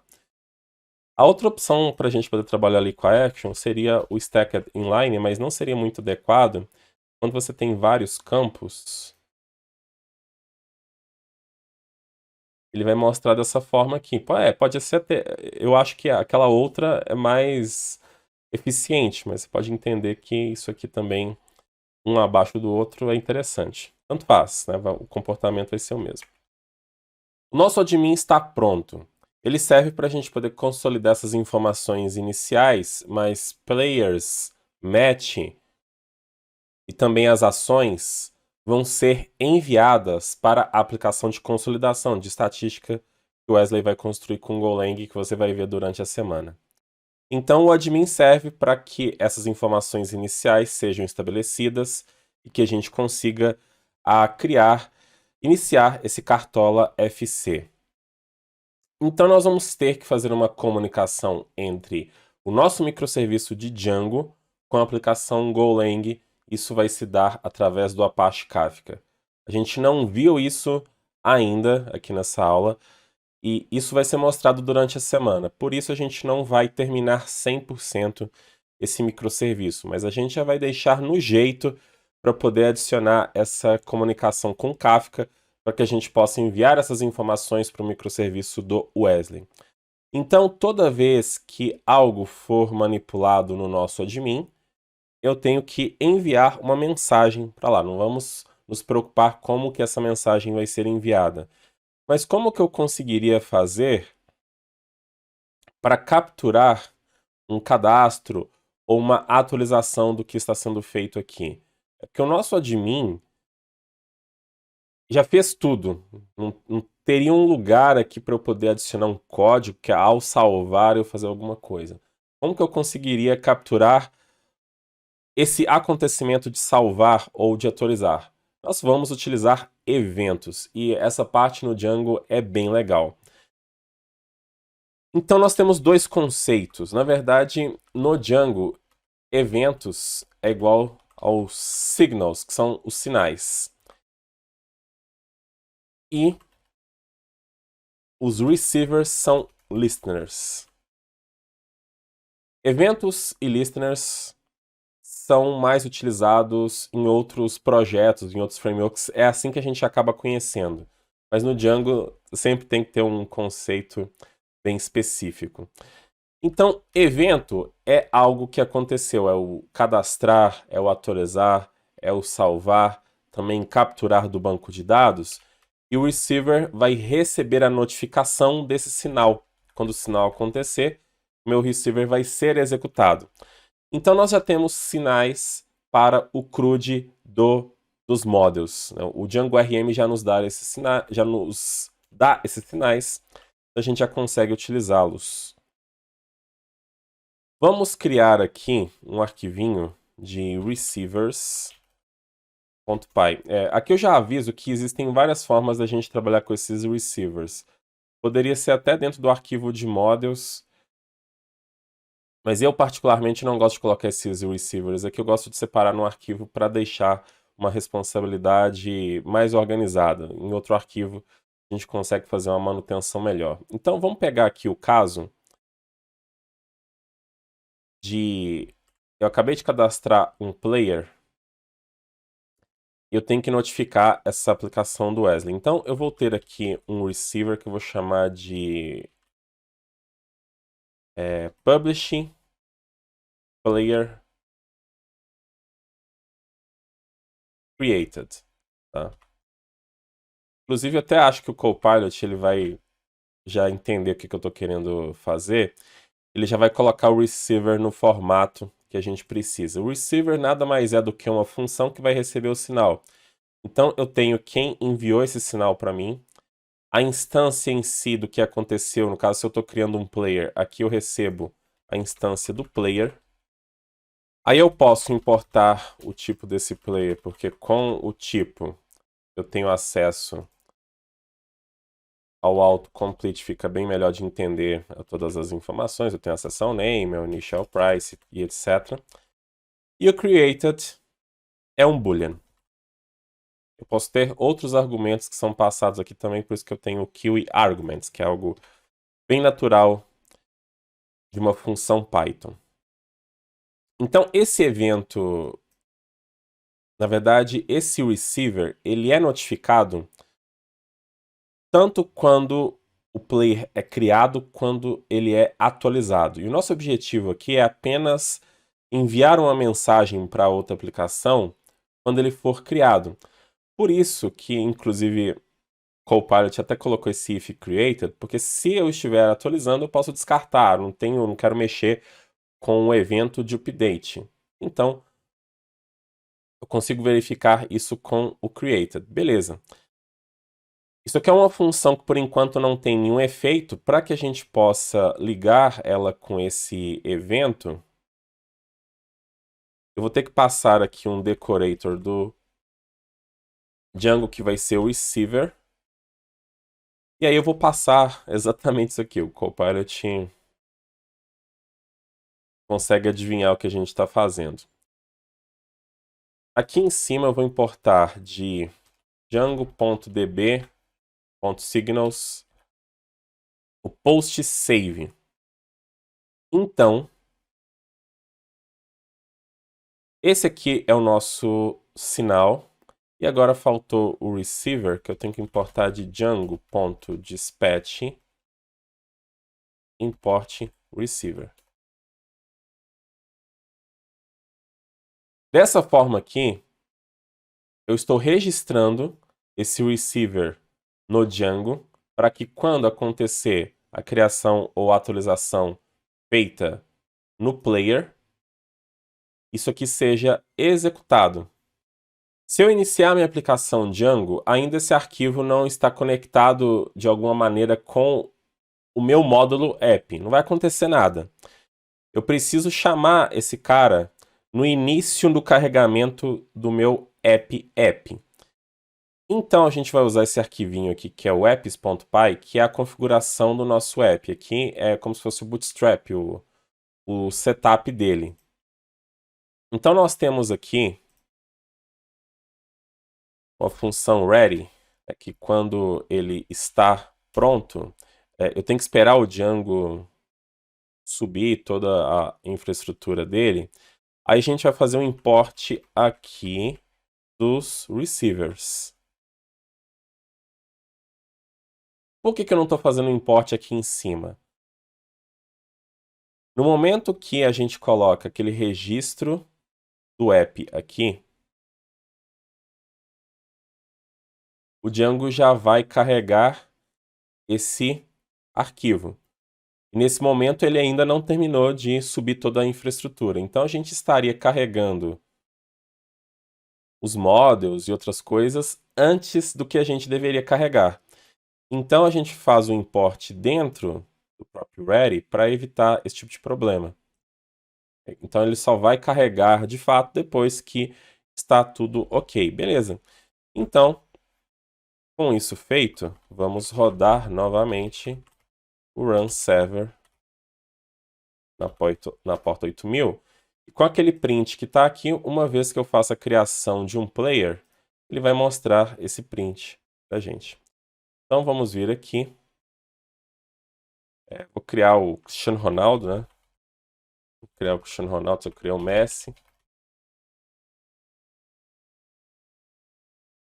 Salvei. Então agora no nosso console a gente deve ter o player created. Então a ideia aqui basicamente é pegar a instância do player e enviar essa mensagem. A gente não deve se preocupar como vai ser enviado, mas a estrutura que já vai nos dar um player criado já está pronta. Então a ideia é que a gente faça isso para as outras coisas também da nossa aplicação, para os outros modules. A gente tem primeiro o player. O time também nós podemos fazer. Então vamos repetir essa estrutura aqui. Eu posso colocar esses eventos, depois eu posso separar em arquivos separados, ou eu posso deixar tudo num arquivo só. É um modo bem Python de fazer as coisas, colocando tudo dentro de um arquivo. Então, vamos colocar aqui, ó, team. Quando um time é criado, o que a gente poderia fazer também? Um novo time.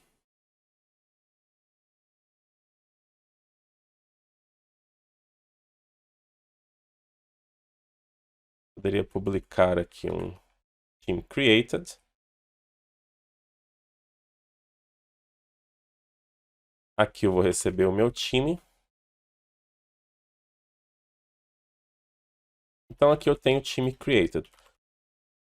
Agora vem um aviso do que a gente vai fazer aqui. Não necessariamente a gente vai ficar criando todos os eventos dessa aplicação, porque a gente não tem tempo durante a semana, porque nós temos várias coisas para poder ser abordadas. O ponto é que você tem que entender, numa situação real, tudo que essa aplicação administrativa faz, ela vai ter que notificar a outra.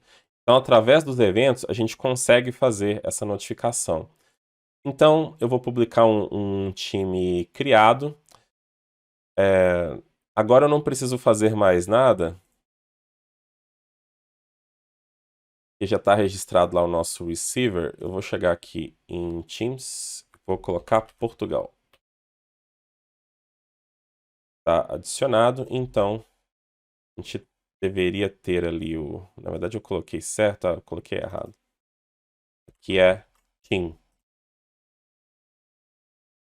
Então ele não notificou porque estava com o sender errado. Vou colocar Alemanha.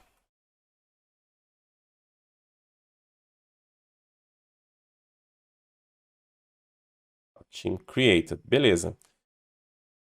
Então a gente tem time aqui com o evento pronto. Eu poderia criar aqui também o match created, porque se eu estou criando um jogo também eu tenho que notificar. Então aqui em cima vem o match, aqui match e aqui match.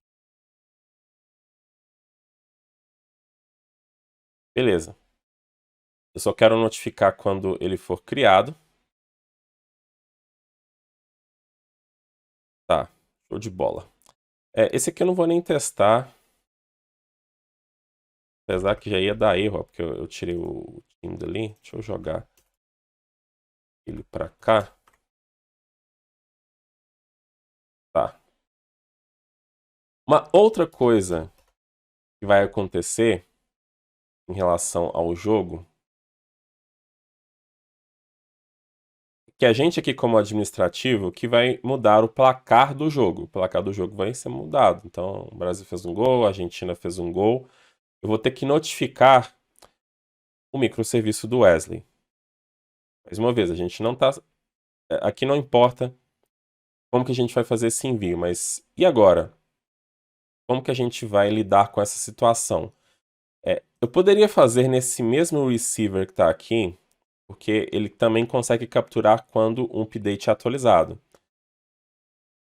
Porque se eu estou fazendo a atualização do placar, é de acordo com uma atualização no model match, aí vai ser um update lá na tabela de matches, mas eu vou fazer num método separado. A gente pode colocar, o nome seria publish new match result. É o novo resultado aqui da nossa match. Porém, ele já captou a ideia, a gente quer pegar quando é uma atualização, ou seja, not created. Então, vamos pegar aqui a match, jogar para cá, ver se deu tudo certo aqui. Então, se eu coloco aqui 1-0 para o Brasil, eu tenho um novo resultado publicado. Beleza.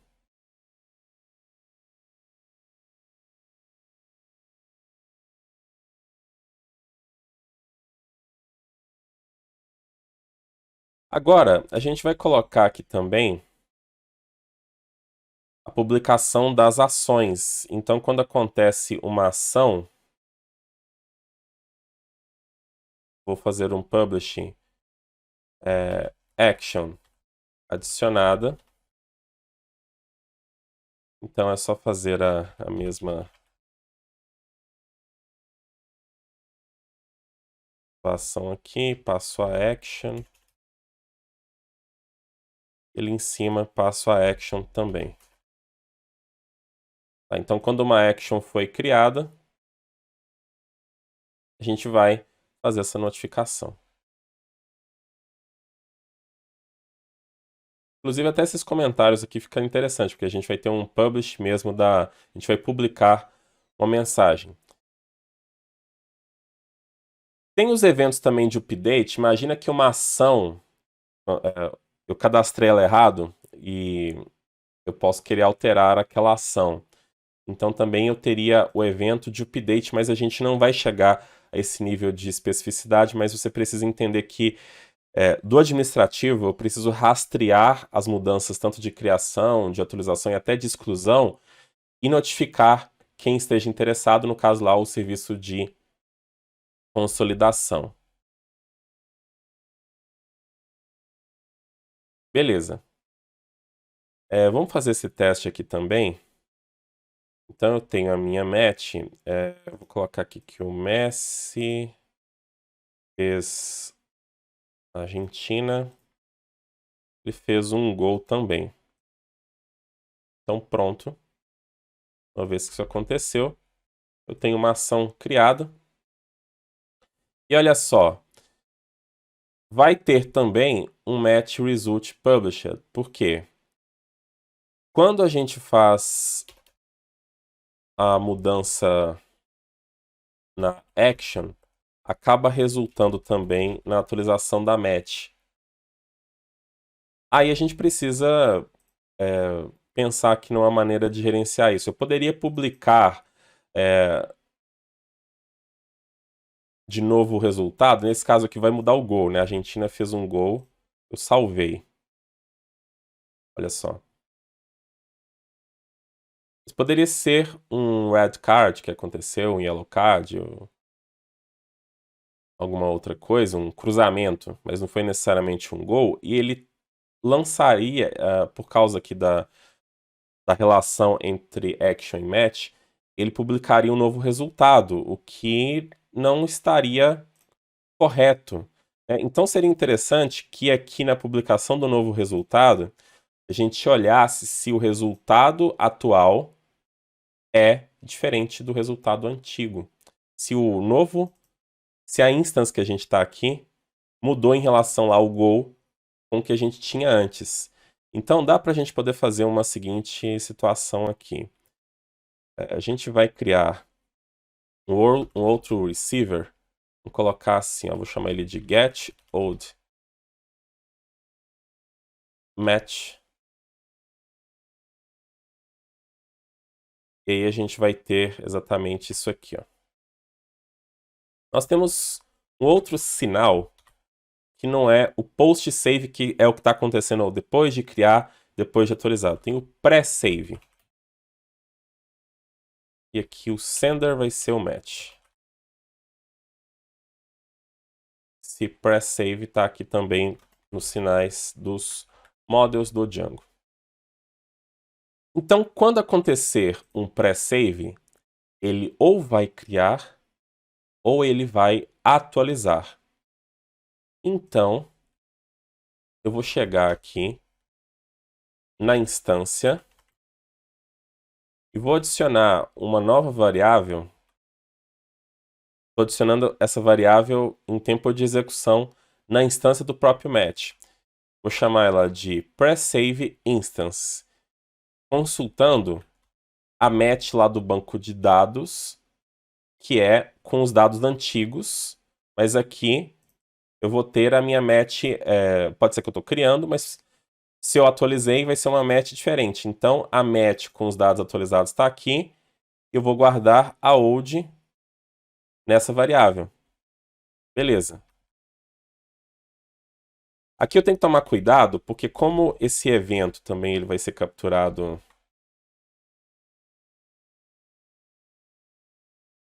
na criação,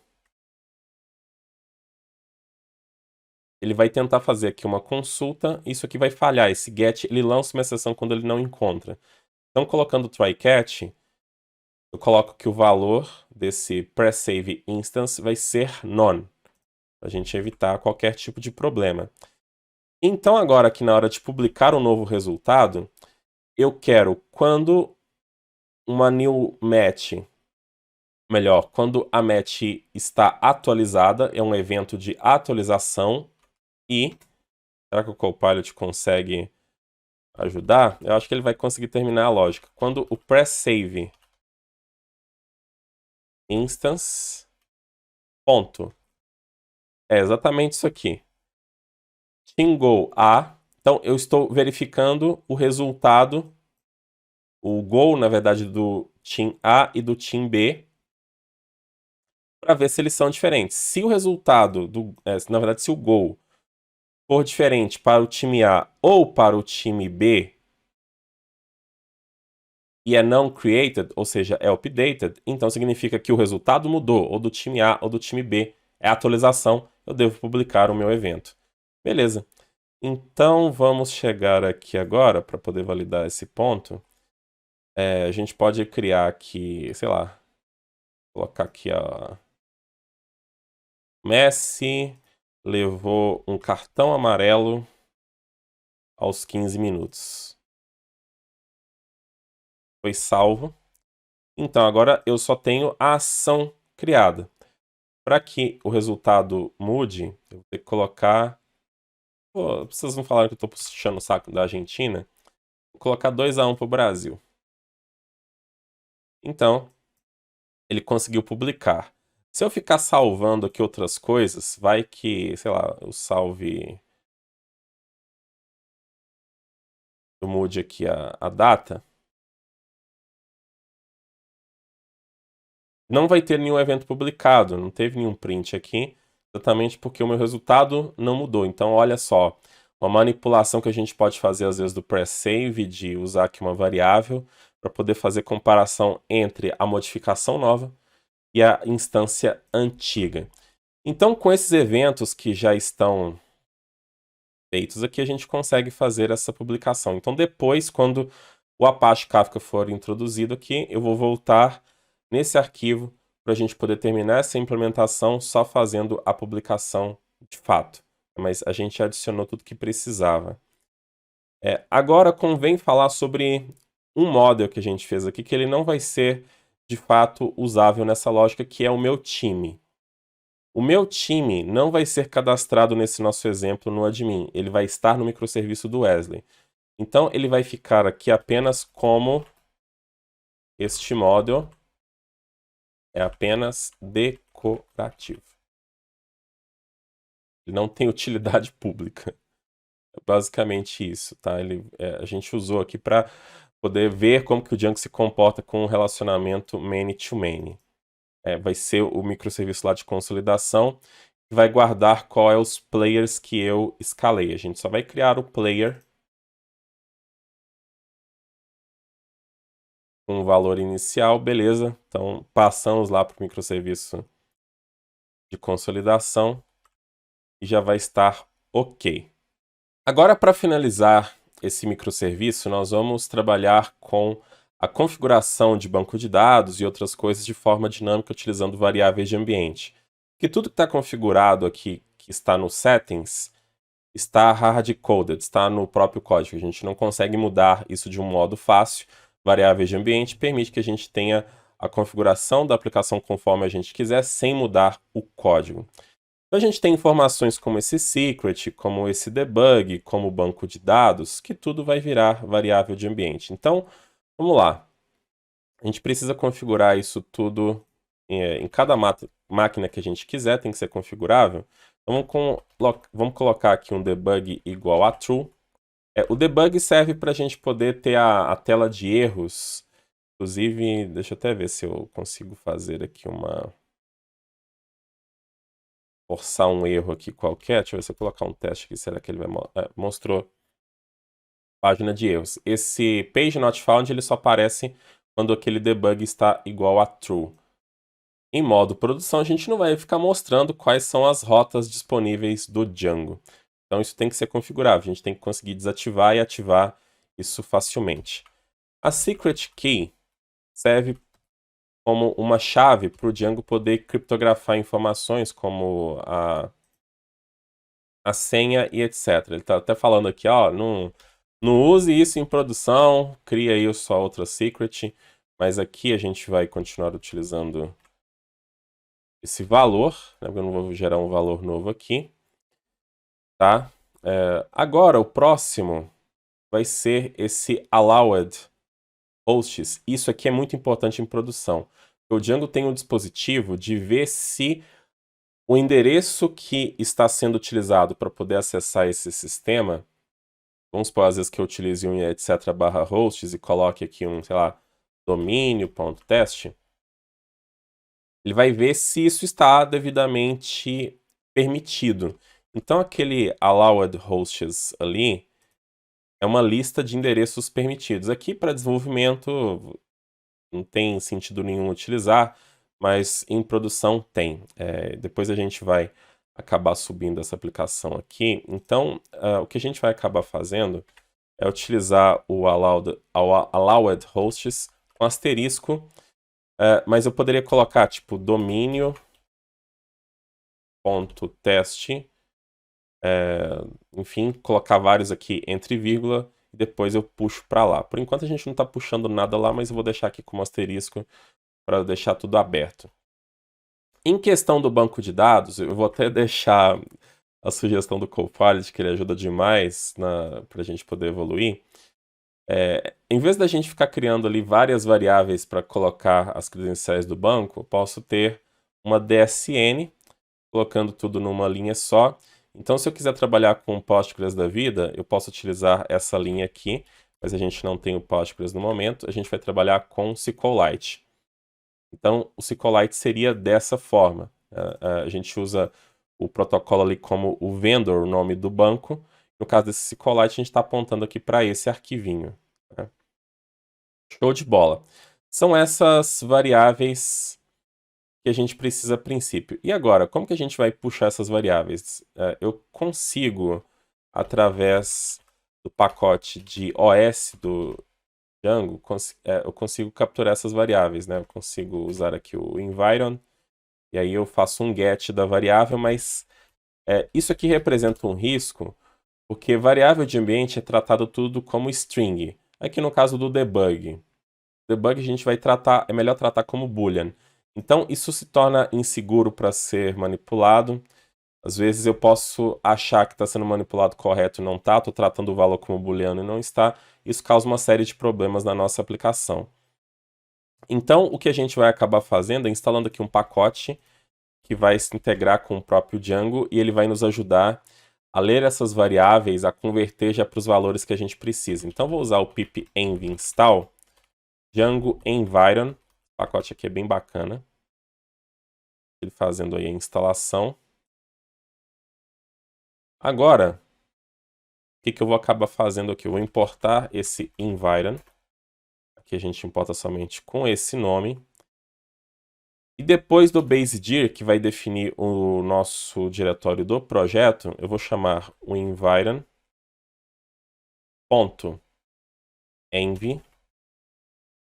readenv passando. Agora que eu vou precisar do OS para poder ter o path apontando para o env de forma mais elegante. Então vai ser os.path.join passando o base-dir .env. Então a gente está apontando para cá. Então isso aqui vai ler aquele arquivo e criar as variáveis de ambiente. Aí nós vamos gerar uma função que vai ser o env, e aí eu chamo o environ env, passando aqui como se fosse um mapa para ele entender como que a gente vai lidar com as informações. Então eu posso colocar a variável correspondente e qual é o tipo dela e um valor padrão se eu quiser. Então estou falando assim, olha, debug vai ser um boolean, então ele vai pegar e converter isso aqui para um boolean. Toda vez que a gente acessar então o debug, a gente vai ter certeza que é um boolean e não uma string. Mas se não for definido, vai ser false, como uma informação segura, porque se eu não definir nada, eu já coloco false ali, evitando que aquela página que é de desenvolvimento apareça. Vamos supor que está com a aplicação em produção, aparece aquela página aí para os usuários.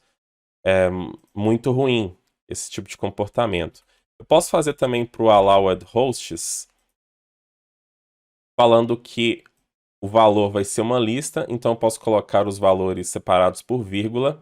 Ele vai converter para uma lista para mim, mas se eu não passar nada, vai ser asterisco, que é inseguro, mas nesse nosso caso serve como um facilitador aqui. Então agora na hora de atribuir os valores, eu faço um env mais o nome da variável.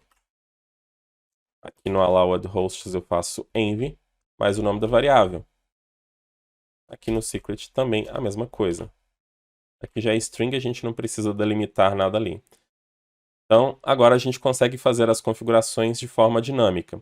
No caso de banco de dados, o que nós vamos acabar fazendo aqui, né? Veja que eu tenho um dicionário Python, que eu posso ter vários tipos de banco de dados, mas tem o default, que é o que a aplicação vai se conectar se eu não falar nada para ela. Ele acaba tendo as informações segregadas. Então, eu tenho qual é o pacote que vai se comunicar com o banco de dados, qual é o nome do banco, usuário, senha, esse tipo de coisa. Mas a gente está trabalhando com essa informação aqui inline. Eu teria que desmontar essa informação, que seria bem complicado. Então, na verdade, nós vamos instalar aqui um pacote. Esse pacote ele vai pegar essa nossa DSN e converter para esse formato segregado aqui. É um pacotezinho que vai se integrar também com o Django. A gente vai fazer um pip env install dj-database-url. Essa lib só serve para isso. Então nós vamos importar ela aqui em cima, dj-database-url. Aí aqui agora vai ficar mais simples, a gente vai passar o dj-database-url config. Eu falo assim, ó, o default vai ser igual ao env.db. Isso aqui já é padrão, não preciso colocar env database URL, posso, mas aqui ele já me dá aquele valor ali. Show de bola. Agora eu tenho um dispositivo poderoso para poder, pelo menos, dinamizar essas configurações. Vamos rodar a nossa aplicação novamente, só para ver se está tudo ok. Se não, a gente vai fazendo outras coisas aqui, a gente não tem certeza se está tudo bem. Olha só. Se eu chegar aqui e atualizar o admin e ele carregar as informações, está tudo ok. Está tudo bem com o banco de dados, ele conseguiu enxergar. Então é muito simples essa configuração aqui, show de bola. Mas esse .env ele não deve estar no controle de versão, então a gente vai ignorar ele aqui. Na verdade, o que a gente deve fazer é criar um molde. Esse sim vai ficar no controle de versão. Então eu posso colocar variáveis de ambiente comuns, não sensíveis. E aí todo mundo gera o env no seu ambiente local, conforme você quiser. Isso aqui também faz com que esse ambiente seja livre lá em produção também. Não necessariamente sou obrigado a criar o env. Em produção eu posso gerar as variáveis de ambiente diretamente, que essa linha aqui não vai dar erro pelo env não existir.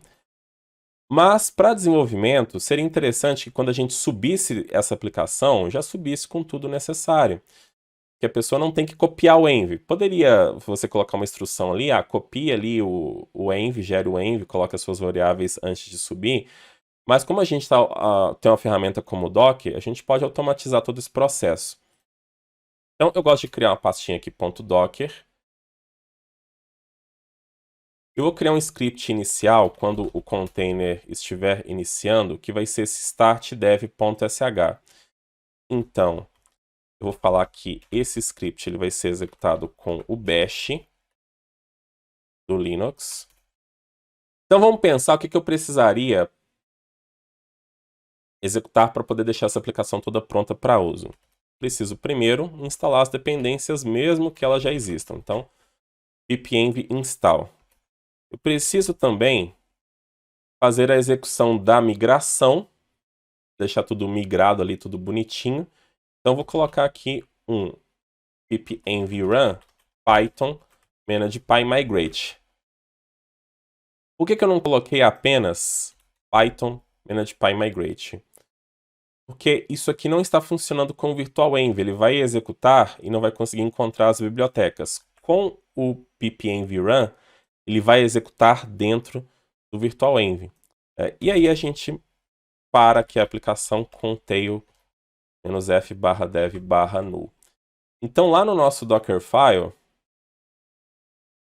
nós vamos mudar aqui agora o command. Não vai ser mais apenas aquele comando ali. Vou chamar o meu script. Então vai ser ./.docker start.dev.sh.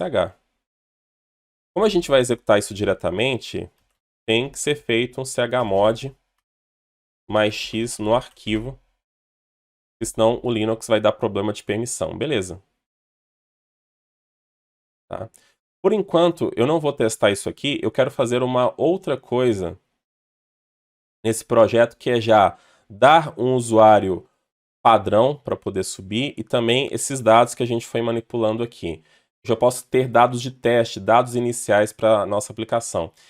E aí entra um conceito do Django chamado de fixtures.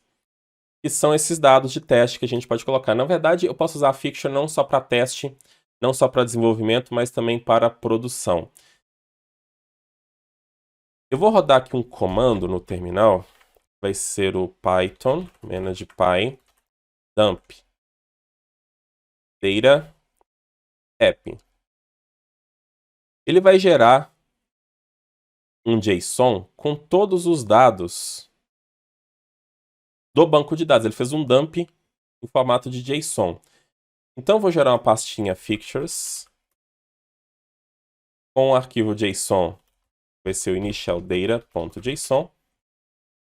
E agora eu vou alinhar que vai ficar mais claro. Então, uma fixture vai ser um objeto que tem qual é o model que ele vai fazer ali a inserção, a chave primária e os campos. Tá? O model é sempre o nome do módulo, o appzinho lá, ponto, o nome do próprio model. Então, o módulo é app.player, app.team. Tá? Eu quero acrescentar o usuário aqui também, mas o usuário está no outro app. Ele está no app Alf. Ele vai ser mostrado aqui no final, ó. Tá vendo essa chavezinha para frente aqui? Até essa aqui, se eu não peguei errado. Então, coloco vírgula aqui, beleza. Então tá aqui o nosso usuário. O usuário tem muitos dados. O password já está criptografado certinho, que é o secret. Então isso aqui é legal porque eu posso fazer o comando Python, manage_py, load data, app, ou melhor, load data initial data. Se eu tiver vários módulos com a pasta fixture initial data, ele carrega todos. Então aqui ele vai procurando em todos os módulos. Ele vai falar que a gente está... carreguei tantos objetos. Então é load data, na verdade, eu escrevi errado. Ele carregou 13 objetos em uma fixture. Se eu tivesse outro módulo com o mesmo nome, ele somaria ali o número de objetos, que são os dados que a gente está colocando cada registro lá no banco de dados. Então eu posso chegar aqui também e fazer um manage_py load data, chamando a initial data também. Então quando você subir, já vai ter os mesmos dados que eu estou manipulando aqui. A gente pode testar isso aqui agora. Eu vou excluir o meu banco de dados. Não tenho mais. A gente já fez meio que o backup dele. Agora vamos executar o rebuild container e deixa ele subir tudo de novo.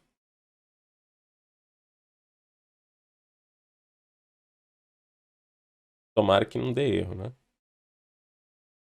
Vamos ver. Ó, deu certo. Quando aparece os arquivos, significa que deu certo. O banco de dados foi criado. Então, eu acredito que esteja tudo ok. Tá, então, vamos abrir um terminalzinho aqui, pipenv, ou melhor, pipenv não.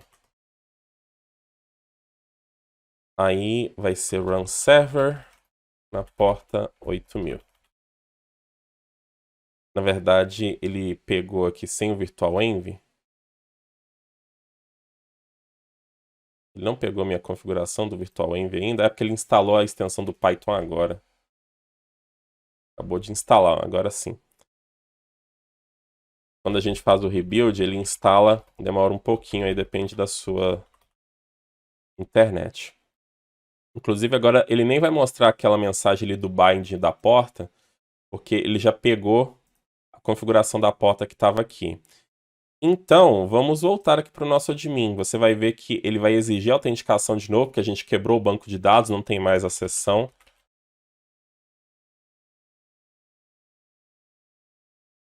E será que eu estava com case sensitive? Meu Deus. Eu não tenho banco... Eu não tenho usuário? Espera aí.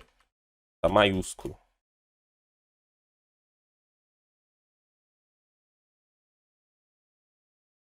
Alguma coisa não está certa. A gente colocou aqui o usuário. São 13 objetos que tem aqui. Será? Acho que eu quebrei o meu... Ah, não, tá certo. Eu tava achando que não tinha o colchete. Mas vamos supor, vamos ver se tem 13 mesmo.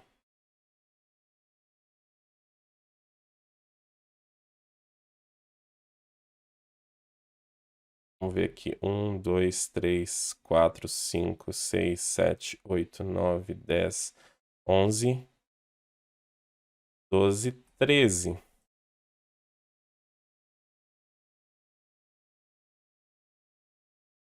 Pode ver os logs do container para ver se alguma coisa foi executada. Ah, ele deu um erro. Então, na hora de... as migrações foram executadas, na hora que ele foi executar load data, tá falando que o TimBgo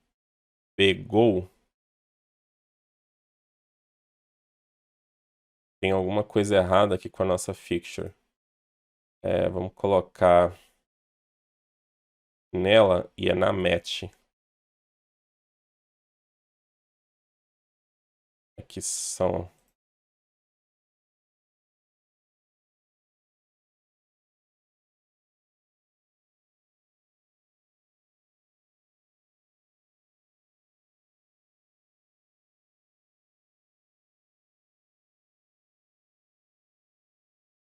É o estranho dele falar aqui. Ah, ele tá dando erro, na verdade, lá no nosso receiver.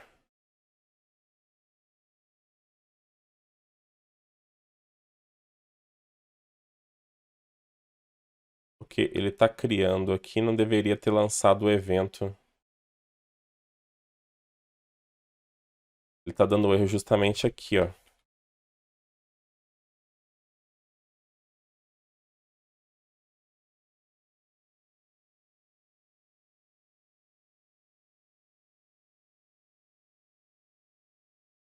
Fui publicar um novo resultado. Vamos colocar aqui, eu preciso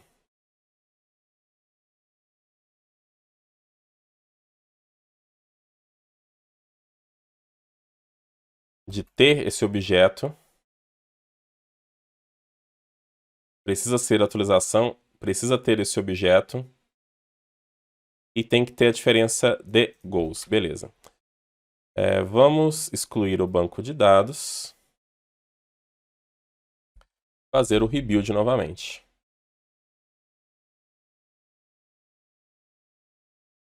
Vai ser bem rápido agora, porque não tem mudança nenhuma. Já vai aparecer aqui. Nós só temos que aguardar. Puxar aqui o log do container. Posso fazer tudo aqui via próprio VS Code. Vou executar de novo aqui.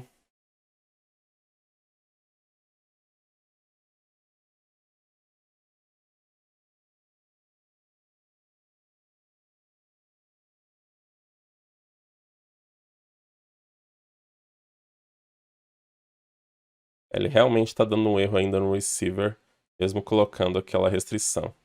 Descobri o problema, na verdade, era a lógica aqui do meu if, porque com o OR que estava aqui, ele acabava forçando a execução, mesmo não sendo o created, se você tem o OR, ele vai acabar executando o outro lado para ver se satisfaz, ver se ele vai entrar no if. Então, colocando aqui o parêntese, com esse end aqui, a gente resolve o problema, porque a verificação dos goals tem que ficar separada de verificar que se não é criação e se a gente tem a pré-instância. Beleza. Então, vamos fazer aqui novamente para a gente poder terminar essa parte. Vou excluir meu banco de dados. Vou fazer um rebuild.